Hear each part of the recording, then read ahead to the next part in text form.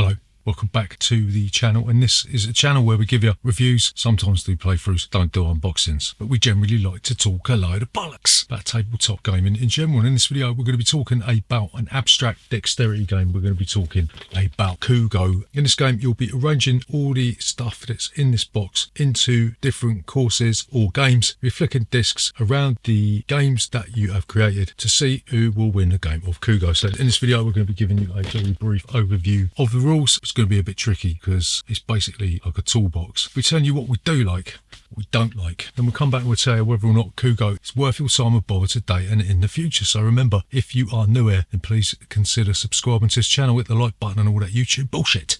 We'll see you after this.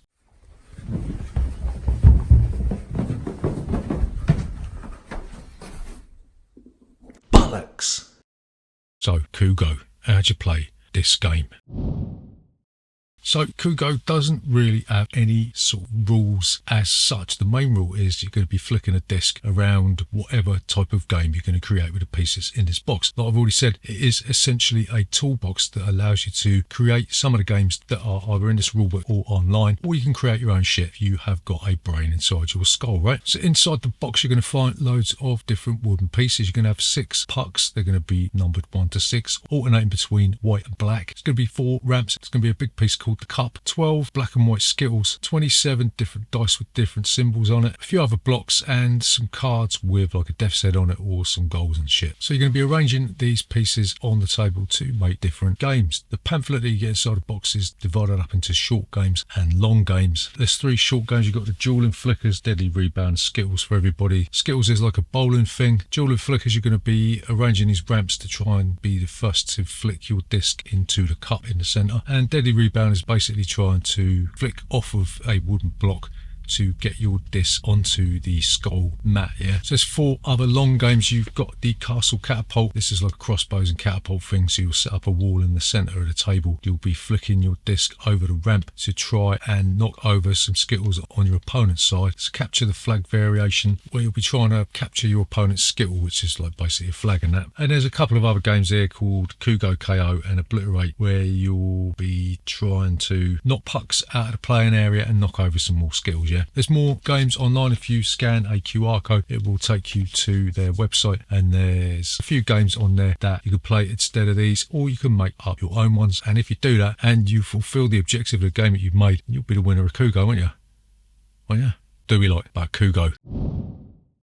So the first thing we like about this is the solid construction of the pieces. They're all made out of solid wood. There's a quite decent variety of different size blocks in here. Obviously you've got the skittles in there as well, which are basically just wooden cylinders, isn't they? Got a nice satin varnish on them. They fit together quite well. And all in all, it's a really nice package for what it is, right? So the second thing that we like about this game is that for the third time we're going to tell you that it is effectively a toolbox that allows you to fashion your own games, and that is going to appeal to the people that like to create their own stuff and veer from the official rules. That's why you've got a bare bones amount of stuff in the box. I would imagine they don't really hold your hand. They don't even tell you really what this is for in the box. So basically the way this is going to work is you are going to be left to create your own stuff on the fly and make up your own rules as you go along. If that's something you like and you like dexterity games, then it's no brainer, in it. So the final thing that we like about Kugo is it fits back nice and neatly into a reasonably sized box. Yeah, it is quite heavy obviously because it's made out of solid wood, but once you figure out where everything goes, you can pack this away really easily, which means that the teardown of this is quite minimal, and it's going to fit nicely on your already stuffed shelves of games that you bought but are never going to play. What don't we like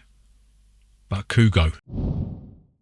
So the first thing we don't like about this is that the ramps are a little bit shit. Yeah, we did struggle to aim correctly because I don't know what it is. It's like the angles of the ramps seem a little bit off, or maybe there's too much of a lip on the portion where the thin bit of the ramp hits the table. So when you go to flick your disc up the ramp, it tends to sort of wobble and just fly off in a random direction. And you can't really put your disc up onto the ramp and leave it there so you can flick it over, because it wants to fall back down just seemingly because of the way that the discs are manufactured. manufactured, yeah? So when you're playing that Catapult Castles variation, it's a bit of a pain in the neck to try and get the disc to go where you really want it to go. So it renders a game pretty difficult to get good at if there's too many variables in the way that the ramp's constructed. There's going to be a bit of a struggle to hone your skills, so to speak, when playing this game, yeah? So the second thing that we don't like about this game is that it's a little bit too abstract in its nature for our taste, yeah? This means there's no real theme in any of the games that you are going to be playing, yeah? And if you look at other dexterity games, then there's more of a thematic nature that's going to anchor down what you're doing on a table, yeah? This doesn't have anything like that because it is essentially a sandbox. They can't like make it like a racing game or like a football game or anything like that. So you're going to have to sort of imagine the abstract pieces as what you are trying to do with them, yeah? And some of the bits in the box, we didn't really know what they were for. Like the book tells you when you're playing a skittle game to put the skittle card down, but couldn't figure out what the skittle card was or whether it was actually in the box at all. And there's a couple of gold cards in here, and none of the games that are in the book or online, as far as I could see, utilise these cards here, so it's a bit weird. So yeah, the abstract nature of this game sort of brings it down a notch, and I suppose there's not really anything you can do about that if you're trying to create some sort of like variety pack of games in